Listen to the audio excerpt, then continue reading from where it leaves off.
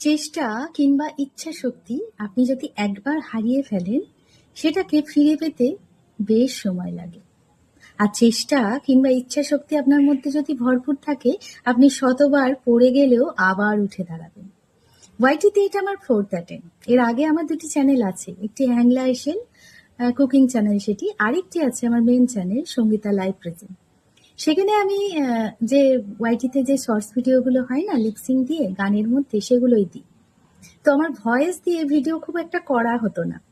তাই ভাবলাম এই চ্যানেলটি খুলি, যেখানে আমি নিজের ভয়েস দিয়ে আপনাদের কাছে বেশ কিছু কথা তুলে ধরতে পারবো।